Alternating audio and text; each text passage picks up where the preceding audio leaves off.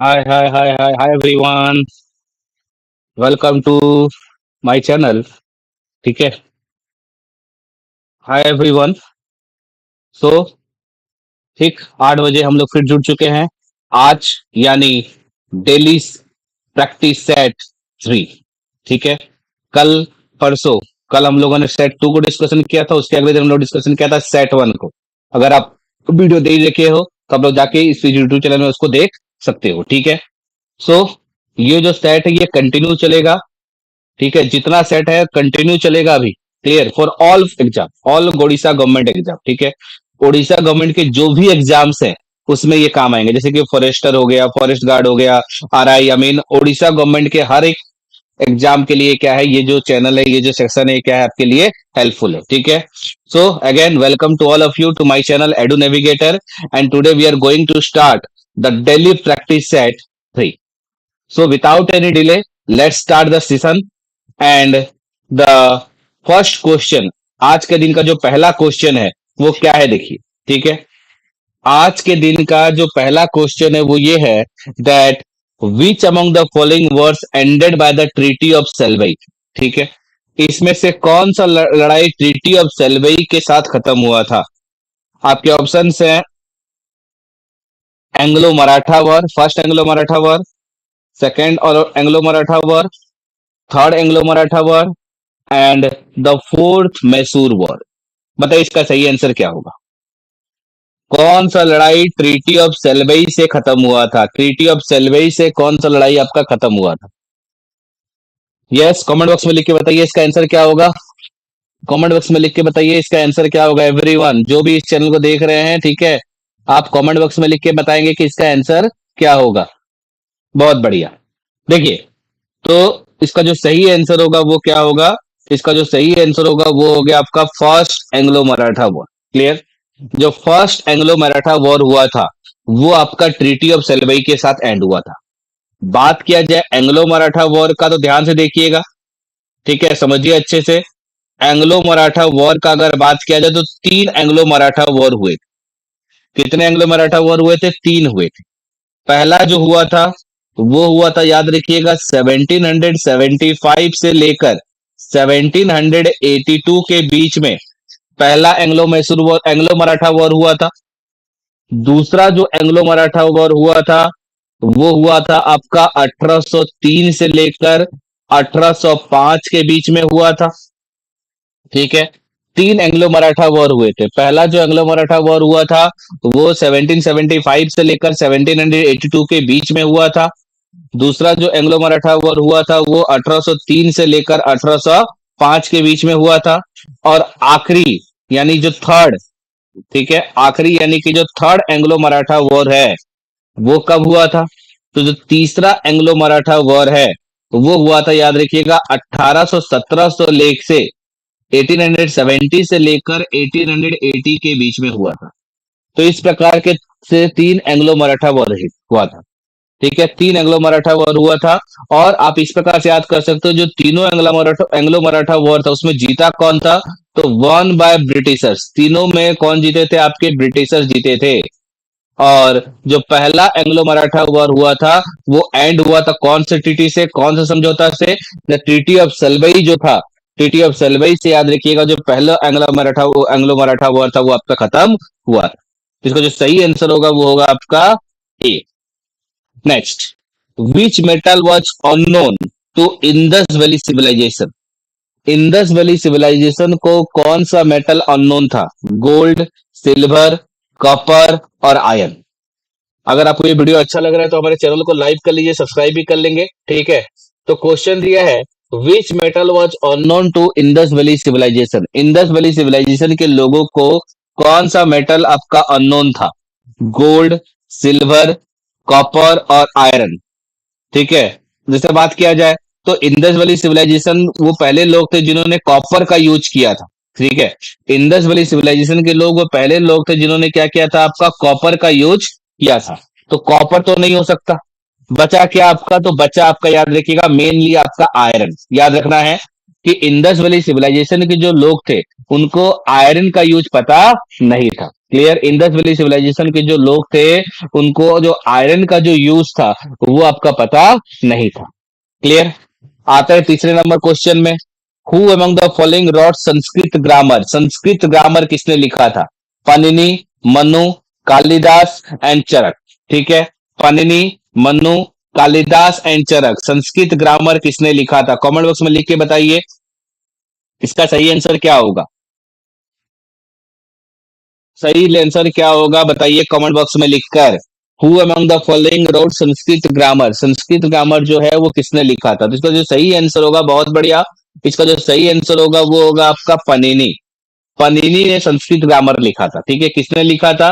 तो पाणिनि ने लिखा था। कालिदास के हिसाब से अगर देखा जाए तो कुछ किताबों का नाम अगर बात किया जाए तो आपने नाम सुना होगा अभिज्ञान शकुंतलम। अभिजान शकुंतलम जो किताब है, अभिजान शकुंतलम, ठीक है, अभिजान शकुंतलम जो किताब है वो किसने लिखा था? तो वो कालिदास ने लिखा था। उस प्रकार से आपका बात किया जाए मालविकी गणिमित्रम, मालविका गणिमित्रम, ठीक है, ये किसने लिखा था? तो ये लिखा था आपका, किसने? कालिदास ने लिखा था। संस्कृत ग्रामर किसने लिखा था? पाणिनि। अच्छा, कालिदास का दो याद कर सकते हैं, अभिज्ञान शकुंतलम एंड मालवी कानिमित्रम। मनु का आपको पता होगा, मनुस्मृति जो है, ठीक है, मनुस्मृति जो है, मनुस्मृति जो है वो किसने लिखा था? वो मनु ने लिखा था। चरक आप कह सकते हैं आयुर्वेद के जनक कहा जाता है, father of Ayurveda, father of Ayurveda, ठीक है, आयुर्वेद का फादर हम लोग कह सकते हैं किसको? आपका चरक को। तो आप इस प्रकार से चीजों को याद कर सकते हो। क्लियर हो गया आपका? तो ये आपका 3 नंबर क्वेश्चन फिर से मैं रिपीट करवा दे रहा हूँ, क्विक रिवीजन दे दे रहा हूँ। देखिए, the first Anglo Maratha war, sorry, the treaty of Salbai से कौन सा लड़ाई खत्म हुआ था? तो ट्रीटी ऑफ सलवई से खत्म हुआ था first Maratha war. Which metal was unknown to Indus valley civilization? Indus valley civilization को आयरन का पता नहीं था। Who among the following wrote Sanskrit grammar? Sanskrit grammar किसने लिखा था? तो संस्कृत ग्रामर लिखा था, याद रखिएगा, पाणिनि ने लिखा था। क्लियर। तो ये हो गए आपके 3 क्वेश्चंस। आगे बढ़ते हैं नेक्स्ट क्वेश्चन के ऊपर। नेक्स्ट क्वेश्चन क्या दिया है देखिए, 4 number question, the word Satyameva Jayate in the state emblem of India have been adopted from which of the following? जो सत्यमेव जयते है, जो कि भारत का नेशनल एम्बलम है, उसको कहां से लिया गया है? मुंडका उपनिषद, कथा उपनिषद, मंदुक्या उपनिषद एंड चादोग्या उपनिषद। ठीक है, इसका बहुत इजी क्वेश्चन है ये। ठीक है, बहुत इजी क्वेश्चन है, बताइए कमेंट बॉक्स में लिखकर इसका आंसर क्या होगा। ठीक है, बहुत इजी क्वेश्चन है ये कि द वर्ड सत्यमेव जयते कौन से उपनिषद से लिया गया है? सत्यमेव जयते कौन से उपनिषद से लिया गया है? मुंडका उपनिषद, कथा उपनिषद, मद्दुक्या उपनिषद एंड चादुग्या उपनिषद, कौन से उपनिषद से लिया गया है? तो देखिए, इसका जो सही आंसर होगा वो होगा आपका, याद रखिएगा, जो सत्यमेव जयते है वो लिया गया है आपका, याद रखिएगा, मुंडका उपनिषद से लिया गया है। ठीक है, जो सत्यमेव जयते है वो कहां से लिया गया है? मुंडका उपनिषद से लिया गया है। बुद्ध मीन्स, नेक्स्ट क्वेश्चन दिया कि बुद्ध का मतलब क्या होता है? What do mean by Buddha? Buddha means क्या होता है? ठीक है, बताइए कमेंट बॉक्स में लिख के बताइए इसका सही आंसर क्या होगा। बुद्ध का मतलब क्या होता है बताइए कमेंट बॉक्स में लिखकर। बुद्ध मीन्स, बुद्ध का मतलब क्या होता है? Yes anyone, what do mean by Buddha? Buddha means क्या होता है? The enlightenment one, the religious teacher, the genius, the powerful. बताइए इसका सही आंसर क्या होगा। यस एनीवन, बताइए इसका सही आंसर क्या होगा। Very good, very good. तो देखिए, इसका जो सही आंसर होगा वो होगा आपका ए, द एनलाइजमेंट वन। ठीक है, बुद्ध का मतलब क्या होता है? बुद्ध का मतलब होता है enlightenment one. Next, 6 number question क्या दिया है देखिए, which of the following principles was added to Jainism by Mahavira? Mahavira ने इसमें से कौन सा प्रिंसिपल को ऐड किया था? क्लियर, महावीर ने इसमें से कौन से प्रिंसिपल्स को क्या किया था? ऐड किया था। क्लियर, तो महावीर ने सत्य को ऐड किया था, अहिंसा को ऐड किया था, ब्रह्मचार्य को ऐड किया था, या फिर अपिग्रह को ऐड किया था? कमेंट बॉक्स में लिख के बताइए इसका सही आंसर क्या होगा। इसमें से कौन सा आपका जो प्रिंसिपल है जैनिज्म का, वो आपका महावीर के द्वारा दिया गया था? तो इसका जो सही आंसर होगा वो होगा आपका, याद रखिएगा क्या, the correct answer is the ब्रह्मचार्य। The ब्रह्मचार्य was given by whom? The ब्रह्मचार्य principle of Jainism was given by Mahavir. तो इसका जो सही आंसर होगा वो क्या होगा आपका, ब्रह्मचार्य। ठीक है, आगे बढ़ते हैं नेक्स्ट क्वेश्चन के ऊपर। 7 नंबर क्वेश्चन क्या दिया देखिए, the transfer of capital from Delhi to Daulatabad was order by sultan. ठीक है, जो transfer of capital, the transfer of capital from Delhi to Daulatabad was order by which sultan, कौन से सुल्तान ने किया था? आपके ऑप्शंस है मुबारक शाह खिलजी, गयासुद्दीन तुगलक, मोहम्मद बिन तुगलक और फिरोज शाह तुगलक। बताइए इसका सही आंसर क्या होगा? ठीक है, मुबारक शाह खिलजी, गयासुद्दीन तुगलक, मोहम्मद बिन तुगलक एंड फिरोज शाह तुगलक। बताइए, बहुत बढ़िया, यस वेरी गुड। तो ये जो किया गया था, ये किया गया था, याद रखिएगा, मोहम्मद बिन तुगलक से। तुगलक, आपने नाम सुना होगा एक डायनेस्टी का जिसका नाम है तुगलक डायनेस्टी। ठीक है, एक डायनेस्टी था जिसका नाम था आपका तुगलक डायनेस्टी। तुगलक डायनेस्टी में सबसे पहले आते हैं कौन आपके, तो सबसे पहले आते हैं गयासुद्दीन तुगलक आते हैं, उसके बाद आते हैं उनके बेटे मोहम्मद बिन तुगलक आते हैं, और उसके बाद कौन आते हैं, तो उसके बाद आते हैं फिरोज शाह तुगलक आते हैं। और मोहम्मद बिन तुगलक ने 1327 में, याद रखिएगा ईयर भी आप याद कर सकते हो, 1327 में, 1327, 1327 में क्या किया था आपका, तो 1327 में जो कैपिटल था वो शिफ्ट किया था कहां से कहां तक, तो कैपिटल को शिफ्ट कर दिया था आपका दिल्ली टू दौलताबाद, यानी कि देवगिरी। दौलताबाद को उस समय क्या कहा जाता था आपका, देवगिरी। ठीक है, दौलताबाद को क्या कहते थे हम लोग, तो दौलताबाद को कहा जाता था देवगिरी। देवगिरी में क्या किया था उन्होंने, कैपिटल को अपना ट्रांसफर किया था। क्लियर। नेक्स्ट आते हैं 8 number question, who was the founder of Sayyid dynasty? Who was the founder of Sayyid dynasty? Khizr Khan, Mubarak Shah, Muhammad Shah और अलाउद्दीन आलम शाह। बताइए इसका सही आंसर क्या होगा? Who was the founder of Sayyid dynasty? बहुत ही इजी क्वेश्चन है। ठीक है, बहुत ही इजी क्वेश्चन है कि सईद डायनेस्टी का फॉर्मेशन किसने किया था। तो इसका जो सही आंसर होगा वो होगा आपका, याद रखिएगा, खिजिर खान। खिजिर खान ने 1414 के करीबन 1414 में क्या हुआ था आपका, फॉर्मेशन किया था किसका आपका, तो ये फॉर्मेशन किया था आपका सईद डायनेस्टी का फॉर्मेशन किया था। खिजिर खान जिनका टाइम इंटरवल याद रखिएगा 14 से लेकर 1421 तक कौन थे आपके, सईद डायनेस्टी में थे। और ये डायनेस्टी कब से कब तक चला था, तो 1413 से लेकर, यानी 1414 से लेकर आपका 1451 तक आपका चला था कौन सा डायनेस्टी, तो ये डायनेस्टी आपका सईद डायनेस्टी आपका चला था। ठीक है, उसके फाउंडर कौन थे, तो उसके फाउंडर थे आपका, याद रखिएगा, खिजिर खान। खिजिर खान क्या थे आपके, फाउंडर थे। नेक्स्ट क्वेश्चन क्या दिया है, the bone of contention between Bahmani and Vijayanagar kingdom was. The bone of contention between Bahmani and Vijayanagar kingdom was Kaveri delta, Malabar parts, Krishna delta and Krishna Tungabhadra doab. बताइए इसका सही आंसर क्या होगा? ठीक है, दोनों को कौन सा कनेक्ट करता था, ठीक है, दोनों को कौन सा कनेक्ट करता था? The bone of contention between Bahmani and Vijayanagar kingdom was. ठीक है, तो दोनों के बीच में जो था वो कौन सा था? देखिए, इसका जो सही आंसर होगा वो होगा आपका डी। दोनों को जो कनेक्ट करता था वो कनेक्ट करता था आपका कृष्णा एंड तुंगभद्रा डोब। इसे कहा जाता था, याद रखिएगा, कृष्णा एंड तुंगभद्रा डोब को कहा जाता है, याद रखिएगा, ये अब याद कर सकते हो, रायचूर डैम भी कहा जाता है, याद रखिएगा, रायचूर डोब भी हम इसे कहते हैं, रायचूर डोब। ठीक है, कृष्णा और तुंगभद्रा को कौन कनेक्ट करता था, तो कृष्णा और तुंगभद्रा को कनेक्ट करता था आपका, याद रखिएगा, कृष्णा तुंगभद्रा कनेक्ट करते थे किसको, आपका बहामनी और विजयनगर किंगडम को कनेक्ट करते थे। और ये कृष्णा और तुंगभद्रा डोब को कहा जाता था क्या आपका, जो रायचूर डोब है वो भी हम लोग कहते थे। क्लियर हो गया आपका? तो ये हो गया आपका 9 number question.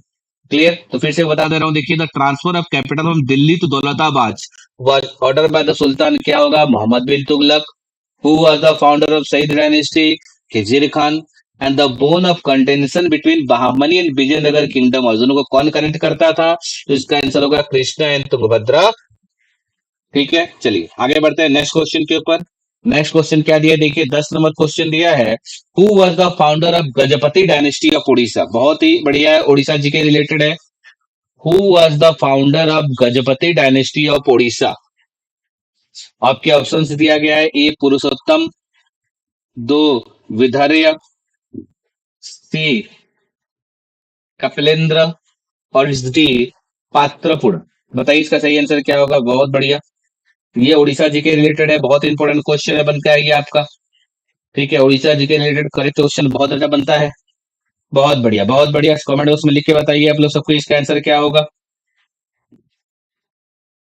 Yes, very good.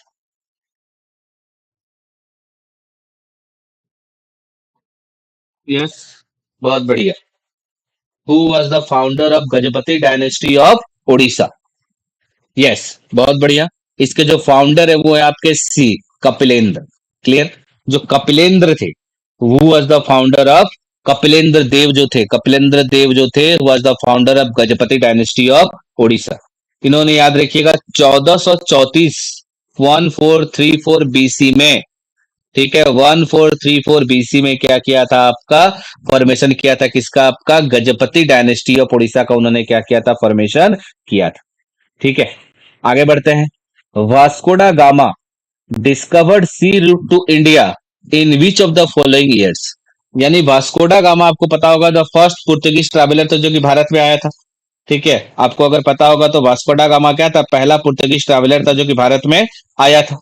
तो क्वेश्चन यही वही पूछ रहा है कि जो वास्कोडा गामा था वो जो भारत आया था तो कब आया था, वास्कोडा गामा भारत कब आया था। 1453 में, 1492 में, 1494 में, या फिर 1498 में वास्कोडा गामा भारत कब आया था। यस, बहुत बढ़िया। इसका जो सही आंसर होगा वो होगा आपका D 1498। Vasco da Gama discover the sea route from Europe to Asia. ठीक है, यूरोप टू इंडिया जो था, यूरोप और इंडिया के बीच में जो सी रूट था वो किसने डिस्कवर किया था। तो यूरोप और इंडिया के बीच में जो सी रूट था वो डिस्कवर किया था, आपका याद रखिएगा, वास्कोडा गामा ने ही डिस्कवर किया था। ठीक है, किसने डिस्कवर किया था, तो वास्कोडा गामा ने ही क्या किया था, आपका ये सी रूट को डिस्कवर किया था। क्लियर हो गया आपका। कब आया था आपका, 1498। अच्छा, ये याद रखिएगा, वास्कोडा गामा एक पुर्तगालीज था, यानी पुर्तगाल से आया था। कौन से कंट्री से आया था, अगर क्वेश्चन पूछा है तो क्या बोलोगे, पुर्तगाल जो कंट्री है, पुर्तगाल जो कंट्री है वहां से आया था। विच of the following European company adopted the blue water policy in India. Blue water policy लगाने वाला जो कंपनी था वो कौन सा था, Dutch company, French company, Portuguese company, और British east India company.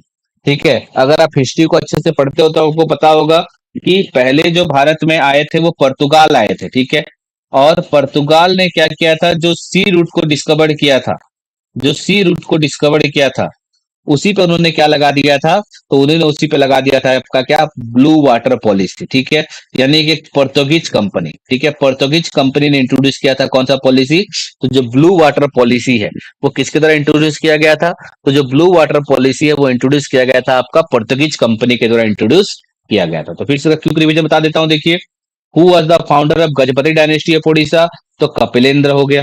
Vasco da Gama discover the sea route to India in which of the following years, तो ये हो गया आपका 1498 में हो गया। And which of the following European trading company adopted the blue water policy, तो ये हो गया आपका पुर्तगीज कंपनी। चलिए आगे बढ़ते हैं नेक्स्ट क्वेश्चन के ऊपर। नेक्स्ट क्वेश्चन क्या है देखिए हमारा, नेक्स्ट क्वेश्चन दिया है that which of the following planets rotate clockwise. ठीक है, कौन सा प्लैनेट क्लॉकवाइज रोटेट करता है, तो दो प्लैनेट है याद रखिएगा। ठीक है, अगर क्वेश्चन पूछता है विच of the following planet rotate clockwise, तो ऐसे दो प्लैनेट है जो कि क्लॉकवाइज रोटेट करते हैं। एक तो आपका ऑप्शन में दिया हुआ है और एक आपका दिया हुआ है एक और प्लैनेट है जो कि क्या करता है, आपका क्लॉकवाइज रोटेट करता है। ठीक है, तो दो प्लैनेट है आपका, एक तो हो गया आपका वेनस और एक हो गया आपका, ऑप्शन में याद रखेगा अगर दिया रहेगा तो याद रखना, यूरेनस। ठीक है, यूरेनस, वेनस और यूरेनस दो ऐसे प्लैनेट हैं जो कि क्लॉकवाइज रोटेट करते हैं। यानी इन दोनों को छोड़ देने के बाद बाकी जितने भी प्लैनेट हैं, इन दोनों को छोड़ देने के बाद बाकी जितने भी प्लैनेट हैं वो सारे के सारे अगर देखा जाए तो कैसे रोटेट करते हैं? तो सारे के सारे एंटी क्लॉकवाइज रोटेट करते हैं, ठीक है। बट वेनस और यूरेनस दो ऐसे प्लैनेट हैं जो कि क्लॉकवाइज हमारे रोटेट करते हैं। नेक्स्ट 40 नंबर क्वेश्चन क्या दिया देखिए, the nuclear fuel in the sun is helium, hydrogen, oxygen और यूरेनियम। जो nuclear fuel in the sun में कौन सा है? हाइड्रोजन है, वो हीलियम है, कि ऑक्सीजन है, कि यूरेनियम है? देखिए, तो सन जो एनर्जी प्रोड्यूस करता है एक प्रोसेस से करता है, जिस प्रोसेस को कहा जाता है, याद रखिएगा क्या, जिस प्रोसेस को कहा जाता है न्यूक्लियर फ्यूजन प्रोसेस, ठीक है। सन जो एनर्जी प्रोड्यूस करता है जिस प्रोसेस से करता है, उस प्रोसेस को कहा जाता है क्या? आपका न्यूक्लियर फ्यूजन प्रोसेस। जहां पर वो क्या करता है, जो हाइड्रोजन एटम है, उस हाइड्रोजन एटम को कंबाइन करके क्या बनाता है? हीलियम एटम बनाता है, और वहां से वो रिलीज करता है क्या? ई, यानी कि एनर्जी को रिलीज करता है, ठीक है। तो इसका जो सही आंसर होगा वो होगा आपका हाइड्रोजन। हाइड्रोजन को ही हीलियम में कन्वर्ट करके क्या करता है? सन अपना एनर्जी प्रोड्यूस करता है। Next, which the following statement is correct with reference to our solar system. हमारे सोलर सिस्टम को लेकर कौन सा इसमें से सही है, पूछा है। The earth is the densest of all the planet in our solar system. The predominant element of the composition of the earth is silicon. The sun contains 75% of the mass of the solar system. The diameter of sun is 190 times that of the earth. देखिए, सबसे पहले तो diameter of sun is not 190 times, it is 109 times. Clear? तो ये statement गलत है। The predominant element of composition of earth is not silicon, ये silicon नहीं है, ये एल्युमिनियम है, ये भी गलत हो गया। The sun contain 75% of the mass of the solar system, ये भी क्या है आपका? गलत है। तो बचा कौन सा? बचा आपका एक, the earth is the densest of all the planet in our solar system. तो हमारे सोलर सिस्टम का जो सबसे डेंसेस्ट प्लैनेट है वो कौन सा है? तो वो है आपका, याद रखिएगा, अर्थ। आगे बढ़ते हैं नेक्स्ट क्वेश्चन के ऊपर। Which the following two country separated by the 49th parallel line. 49th parallel line से कौन से दो कंट्री क्या है आपके सेपरेटेड होते हैं, ठीक है। तो इसका जो सही आंसर होगा वो होगा आपका, याद रखिएगा, बी, यूएसए और जो कनाडा है, इन दोनों को जो सेपरेट करता है वो कौन सा लाइन? 49th पैरेलल लाइन के नॉर्थ में आपको देखने को मिलेगा क्या? तो इसके नॉर्थ में देखने को मिलेगा आपको कनाडा, और उसके साउथ में देखने को मिलेगा कौन आपका? तो उसके साउथ में देखने को मिलेगा आपको यूएसए। तो यूएसए और कनाडा को क्या करता है? सेपरेट करता है कौन हमारा? तो जो 49th पैरेलल लाइन वो है सेपरेट करता है। नेक्स्ट क्वेश्चन क्या दिया देखिए, the natural rubber is obtain from the, जो नेचुरल रबर है वो कहां से आता है? Bark of trees, fruits of trees, roots of trees और लेटेक्स ऑफ ट्रीज, ठीक है। तो जो नेचुरल रबर है, Vinay Vishwal sir, big fan sir, great content, thank you so much sir, thank you. So the natural rubber is obtain from, कहां से आता है नेचुरल रबर? तो नेचुरल रबर आता है, याद रखिएगा, लेटेक्स ऑफ ट्री, ठीक है। जो ट्री का लेटेक्स है तो वहां से आपको देखने को मिलेगा कौन सा आपका? नेचुरल रबर आपको देखने को मिलेगा। नेक्स्ट क्या दिया है देखिए, the Patagonian desert is situated in, ठीक है। जो पेंटागोनियन डेजर्ट है वो कहाँ पे है? वो सेंट्रल अफ्रीका में है, कि ईस्टर्न यूरोप में है, कि सेंट्रल एशिया में है, कि साउथ अमेरिका में है? तो मैं तो आपको बता देता हूं, देखिए, जो पेंटागोनियन डेजर्ट है वो चिली में है, ठीक है। कौन से कंट्री में है आपका? चिली में है। अब आप मुझे बताइए कि चिली कौन से देश में आता है, ठीक है। चिली कौन से देश में अगर आता है, आपको अगर पता है तो इसका आंसर निकल जाएगा कि भाई पेंटागोनियन डेजर्ट कहाँ पे आता है। चिली एक्चुअली देखने को मिलता है कहाँ पे आपका? साउथ अमेरिका, ठीक है, साउथ अमेरिका में देखने को मिलता है। ब्राजील के पास एक छोटा सा शहर है, छोटा सा देश है, वो है आपका कौन सा? आपका चिली। तो पेंटागोनियन डेजर्ट कहाँ पे देखने को मिलेगा आपको? चिली देश में देखने को मिलेगा, साउथ अमेरिका में देखने को मिलेगा। Next, which of the following process is responsible for the weathering of rocks in the karst region. Karst region में वेदरिंग के लिए कौन सा प्रोसेस होता है? तो इसका सही आंसर होगा, याद रखिएगा, कार्बोनेशन। नॉर्मली क्या होता है, रॉक के अंदर फॉर्मेशन हो जाता है क्या आपका? कार्बोनिक एसिड, ठीक है, प्रकार का एसिड फॉर्मेशन होता है जिसका नाम है आपका कार्बोनिक एसिड। और कार्बोनिक एसिड क्या होता है? एक प्रकार का पॉइजनस एसिड होता है, ठीक है। कार्बोनिक एसिड जो होता है एक प्रकार का क्या होता है? पॉइजनस एसिड होता है, जो कि रॉक को क्या करता है? अंदर से क्या कर देता है? पूरी तरह से बर्बाद कर देता है, जिसके कारण क्या होता है? रॉक डिकम्पोज हो जाता है, और डिकम्पोज होने के बाद क्या होता है? रॉक आपका टूट जाता है, ठीक है। तो इसका जो सही आंसर होगा वो कौन सा होगा आपका? कार्बोनेशन। क्लियर? इसका आंसर फिर से बता देता हूं, देखिए, which of the following countries are separated by the 49 parallel line, तो इसका आंसर होगा USA and Canada. The natural rubber is obtain from the latex of the tree. The Patagonian desert is situated in, तो इसका सही answer होगा South America. And which of the following process is responsible for the weathering of rocks in the karst region, तो इसका सही answer होगा आपका, याद रखिएगा, कार्बोनेशन। क्लियर हो गया आपका?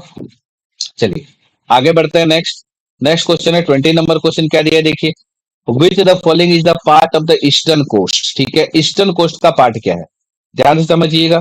ये हमारा भारत आपका कुछ इस प्रकार से देखने को मिलेगा।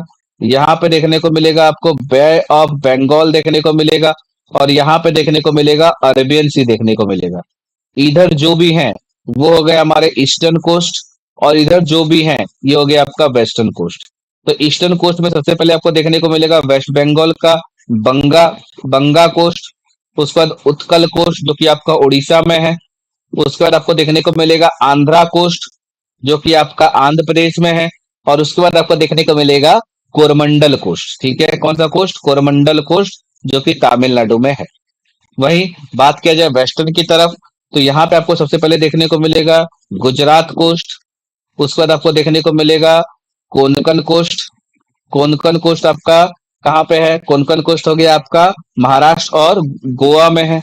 उसके बाद आपको देखने को मिलेगा कर्नक कोस्ट कर्नाटक में, और उसके बाद आपको देखने को मिलेगा मालाबार कोस्ट केरल में। तो कौन सा क्वेश्चन पूछा है? ईस्टर्न साइड में।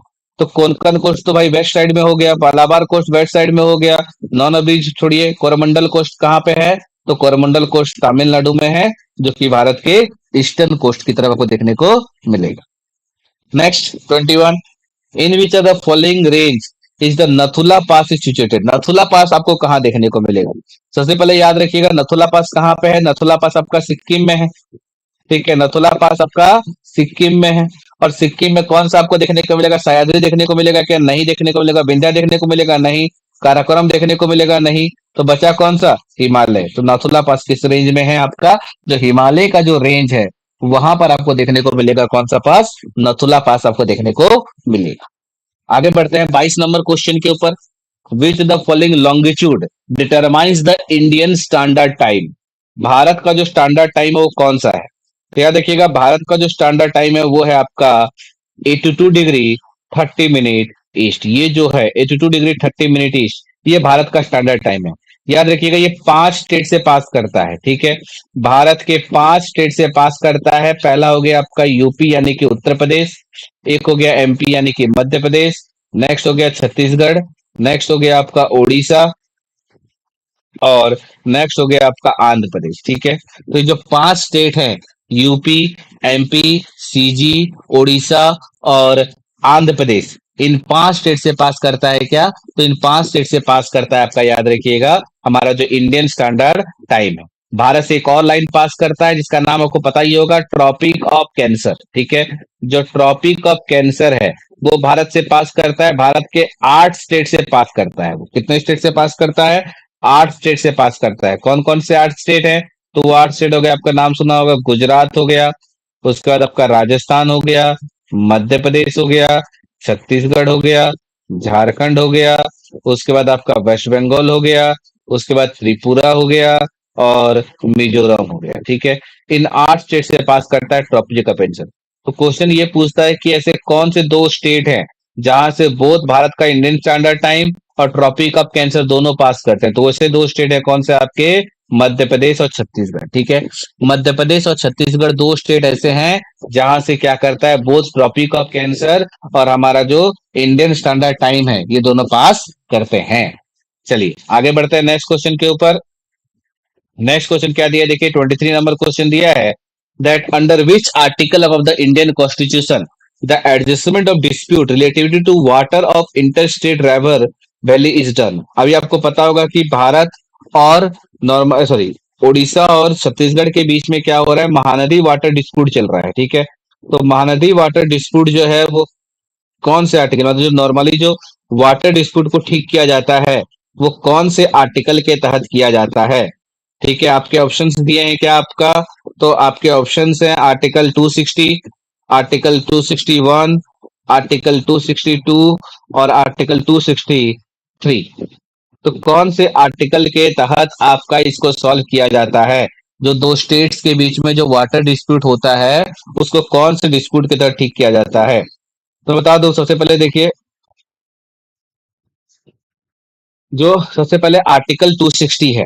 ठीक है, आर्टिकल 260 नॉर्मली क्या होता है, ये कहता है, नॉर्मली आपको पता होगा कि किसी भी देश का किसी भी देश का जो लेजिस्लेटिव होता है, जो एग्जीक्यूटिव होता है और जो जुडिशियरी होता है, उस देश के कैपिटल में होता है। ठीक है, जैसे भारत का अगर देखा जाए तो सुप्रीम कोर्ट, जुडिशियरी कहाँ पे है? न्यू दिल्ली में है। पार्लियामेंट कहाँ पे है? तो आपका न्यू दिल्ली में है। और जो लेजिस्लेटिव है अपने मतलब क्या, जो लोग काम कर रहे हैं, बड़े बड़े जो ऑफिस है, वो कहाँ पे है? आपका न्यू दिल्ली में है। बट ये आर्टिकल 260 जो होता है, वो गवर्नमेंट को ये अलाउड करता है कि वो क्या कर सकते हैं, उसको कहीं पे भी देश में लेकर जा सकते हैं, कहीं पे भी क्या कर सकते हैं, शिफ्ट कर सकते हैं। ये पावर जो देता है वो कौन देता है? आर्टिकल 260 देता है। ठीक है, उसके बाद अगर बात किया जाए, आर्टिकल 261 होता है पब्लिक रिकॉर्ड्स का बात करता है, जितना भी सब नियम कानून है, सब आपका सारा जो रिकॉर्ड्स है, उसको मेंटेन का करने का काम करता है। आर्टिकल 262 का बात किया जाए, तो ये आपका बात करता है किससे? आपका, तो ये बात करता है इंटर स्टेट आपका रिवर वैली, जो इंटर स्टेट है, जो डिस्प्यूट होता है, उसको जो ठीक करने का बात करता है, वो करता है आपका, याद रखिएगा, आर्टिकल 262 करता है।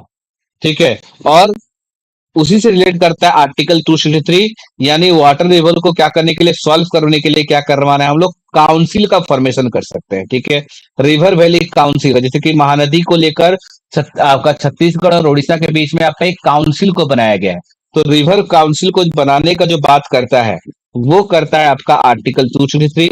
सॉल्व करने का बात करता है आर्टिकल 262। पब्लिक रिकॉर्ड्स का बात करता है आर्टिकल 261। और लेजिस्लेटिव एग्जीक्यूटिव जुडिशियरी को कैपिटल से देश में कहीं भी शिफ्ट करने का बात करता है आर्टिकल 260।